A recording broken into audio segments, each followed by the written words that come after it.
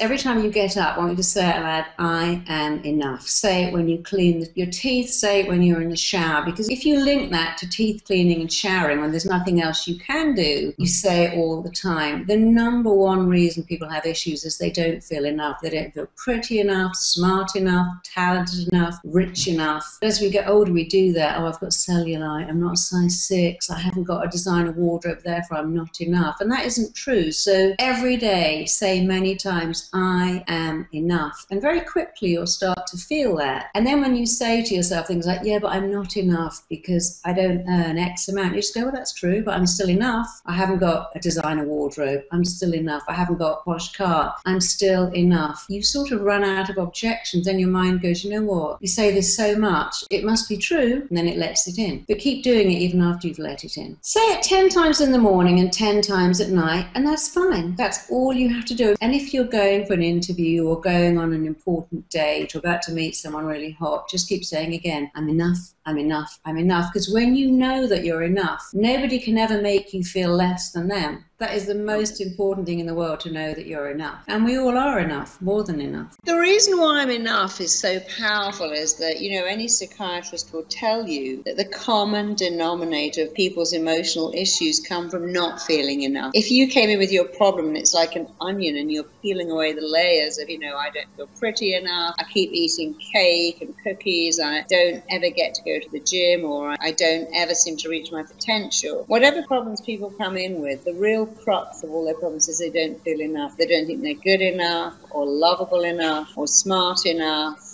or interesting enough. That is a modern problem we have, that most people don't feel enough. And if you look at Marilyn Monroe or Princess Diana or Amy Winehouse or Philip Seymour Hoffman, there's so many people who had everything. What they also had was this belief that I'm not enough. Michael Jackson was the same. We see so many people who have everything. We see so many people who are beautiful and depressed. You can look at Britney Spears when she started to shave off all her hair. You can look at people in the music business and see, oh, there's something not quite right here, because when you go into that world, you always have to be thinner, prettier, better, and they start to have surgery because they want to be something else. It's a great shame that we're teaching the generation of women that natural breast and natural butt, that's not good enough, and they've got to look ridiculously high and round. And we look at people like Nicki Minaj and think, well, that's normal. And it's a great shame that we're bringing up a whole generation of girls who think that they're not enough just the way they are. I really blame the media for that. And of course now men are getting that too, because they look at guys with 6-packs. And the way around that is to say every day, I'm enough. I always have been. The day I was born, I was enough, and I'll be enough right up until the day I'm no longer on the planet. I'm enough, and I always have been, I always will be. When people want to find love, they start to try and change their outfits. They go on a diet, they buy nicer clothes, they get their hair done, they get their nails done. I'm talking about women, but men are the same. They try also to buy a new outfit and to turn up in a nicer car, even if just leased it, because we're saying, look, I've got all this stuff, this great body, so therefore I must be enough. But when you know you're enough, when you can say every day, I am enough. Yes, I've got cellulite, I'm still enough. Sure, I could be 10 pounds lighter, I'm still enough. I don't have a nice car, I'm still enough. Your brain will never argue with that. When you start to go, yeah, I'm a goddess, I'm a rock star, your brain goes, you're not really a goddess. You're not really a rock star because you're driving around in this little crappy rented car. When you say, I'm enough, it's so true that your mind will never, ever, ever object to it. And once you know that you're enough, and it doesn't take long to know it, everyone around will also know that you're enough. So when you elevate your own value, everyone around you also elevates their value. When you increase your own sense of self-worth, self-value and self-image, everyone around you will start to also increase their sense of what you're worth. But you see, a lot of people are very arrogant because they're trying to persuade everyone that there's something. That's the other end of the scale of insecurity. You don't have to convince anyone except yourself. I'm a great believer in putting I'm enough on your phone alert so it pings every morning at 8 o'clock and 8 o'clock at night says I'm enough.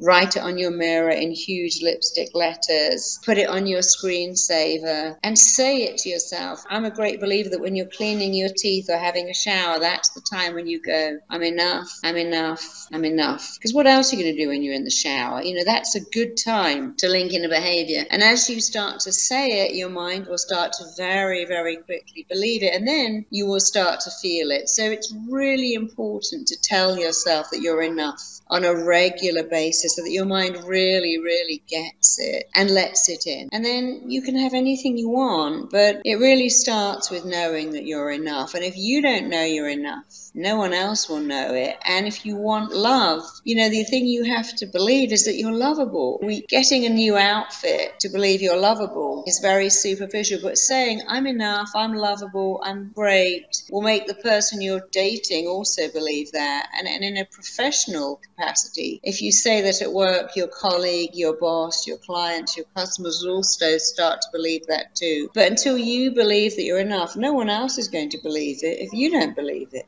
Muhammad Ali, he was the best example of that ever. He said, you know what? I said I was the greatest before I even knew I was, and then, wow, something really weird happened. I became the greatest. He would go into the ring going, I'm the greatest, because he wanted really to defeat his opponents, but because he said it so much. And he never said it with arrogance. He said it in an interesting way that made us all love him for it. And no one said, wow, that Muhammad Ali is arrogant. No, he's the greatest. That's what he is. He said it, and we believed it. And it's very important that we understand that what we say about ourselves is an energy, and the energy goes out into the world, and people match and return what you think about you. Of course, there's that arrogance of I'm brilliant me, I'm great me, but we know that it's not real, and so we don't believe that. And then we get other people who are very self-effacing and modest, but what you really believe about yourself to be true, people will pick up.